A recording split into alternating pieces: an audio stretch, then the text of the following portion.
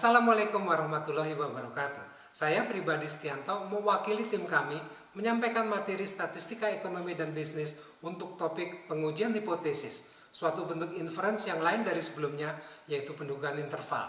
Mari kita mulai. Submateri sesi ini adalah sebagai berikut. Pertama adalah pengantar yang dimaksudkan untuk mendapatkan pemahaman apa yang dimaksud dan yang akan dilakukan dalam pengujian hipotesis. Kemudian tentang prosedur yang dilakukan untuk melakukan pengujian hipotesis. Seperti halnya dilakukan penjelasan penalaran dalam pendugaan interval, prosedur didahului oleh penalaran dari pengujian hipotesis. Kemudian yang ketiga adalah melakukan pengujian hipotesis untuk parameter rata-rata hitung populasi, baik pada situasi sigma diketahui maupun tidak diketahui. Dilanjutkan dengan pengujian hipotesis untuk parameter proporsi populasi.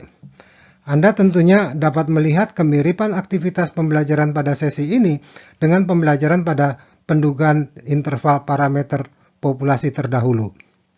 Dan terakhir adalah melakukan pengujian hipotesis yang semakin luas penggunaannya, yaitu dengan menggunakan p-value. Mari kita bahas yang pertama. Kita mulai dengan pengantar.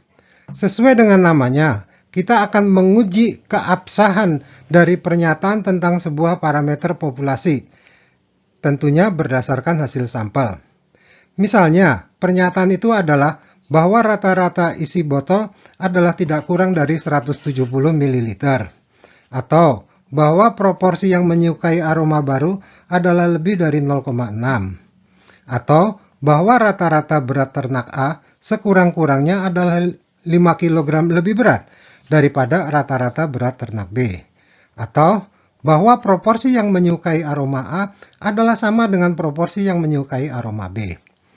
Perhatikan bahwa semuanya adalah pernyataan tentang parameter, bukan nilai individual. Pernyataan-pernyataan verbal di atas dapat dinyatakan secara notasional sebagai berikut ini. Yang pertama, tentang rata-rata isi botol, jadinya demikian. Kedua, tentang proporsi aroma baru menjadi demikian. Ketiga, tentang beda berat ternak menjadi demikian. Yang bila parameternya dikumpulkan ke kiri menjadi seperti ini. Dan terakhir, tentang beda proporsi akan demikian, juga bila parameternya dikumpulkan ke kiri menjadi demikian ini. Kita lanjutkan. Hasil atau kesimpulan dari kegiatan pengujian hipotesis adalah menerima atau tidak dapat menerima keabsahan dari pernyataan pada tingkat keyakinan tertentu karena tidak didukung oleh data. Dalam hal ini tentu saja data sampel. Tingkat keyakinan yang digunakan seyogianya adalah sangat tinggi. Biasanya sebesar 90% atau 95% atau bahkan sampai dengan 99%. Kita lanjutkan. Kita mulai untuk prosedur dari pengujian hipotesis. Mari kita mulai dengan penalarannya menggunakan ilustrasi seperti pada awal materi pendugaan interval.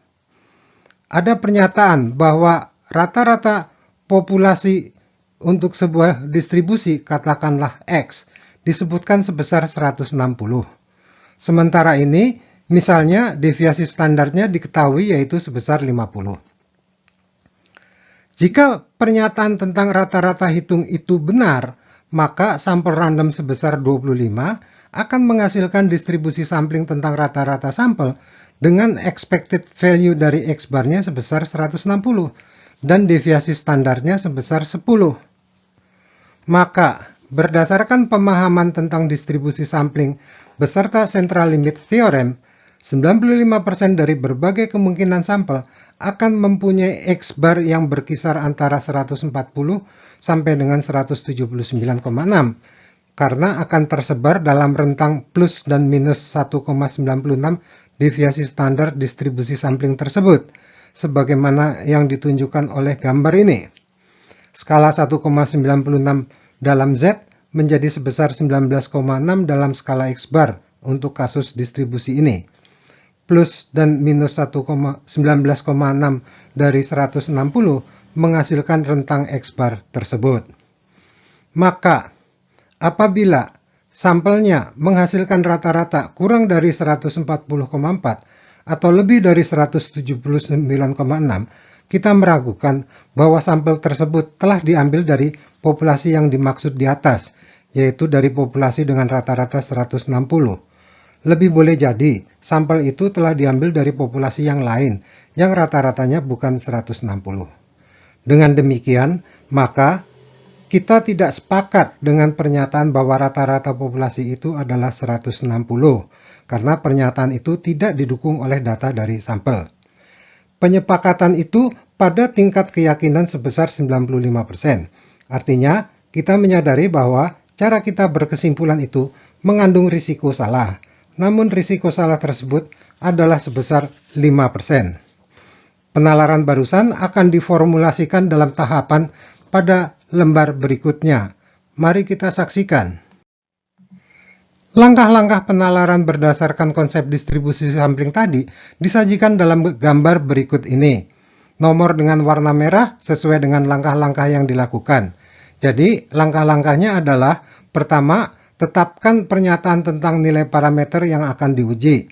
Dalam kasus ilustrasi, dinyatakan dalam bentuk mu sama dengan sebuah nilai. Kedua, tetapkan tingkat keyakinan dan daerah penolakan. Pada tingkat keyakinan 0,95, maka daerah penolakannya ada di ujung-ujung kurva yang berwarna merah dengan luas masing-masing 0,025. Kemudian, berdasarkan nilai-nilai luas di bawah kurva, kita dapat menetapkan daerah penolakan hipotesis dalam skala Z. Selanjutnya, dengan formula konversi, dapat ditetapkan daerah penolakan hipotesis dalam skala X-bar. Dan terakhir, buatlah pernyataan hasil pengujiannya, yaitu membandingkan nilai X-bar hasil sampel dan kriteria penolakan hipotesis pada langkah keempat. Langkah-langkah tersebut secara formal akan disampaikan pada video bagian 2. Silahkan menyaksikannya.